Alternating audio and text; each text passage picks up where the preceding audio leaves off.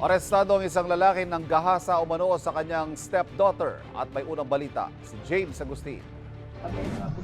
Police Station 8, Quezon City. Sa barangay Muzon, San Jose del Monte, Bulacan, natunto ng mga operatiba ng Project 4 Police Station ang 37 anyos sa lalaki na subject ng bitbit nilang warrant of arrest. Yan ay para sa kasong 3 counts ng rape. Ayon sa pulisya, halos 2 taong nagtago ang lalaki sa iba't ibang lugar. Yung operatiba natin, nagkandak po ng case and surveillance hanggang sa natunto nga yung bahay ng akusado doon sa Bulacan. So nagtago ang ating akusado sa part ng Quezon City as well as sa Iloilo and doon nga sa Bulacan.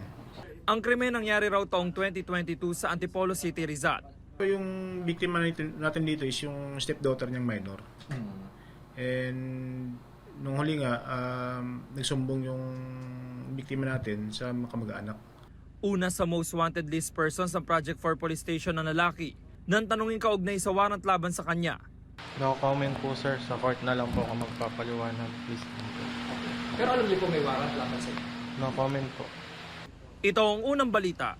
James Agustin para sa GMA Integrated News. Kapuso, para laging una ka sa mga balita, bisitahin at mag-subscribe sa GMA Integrated News sa YouTube. Sa mga kapuso abroad, samahan nyo kami sa GMA Pinoy TV at sa www.gmanews.tv.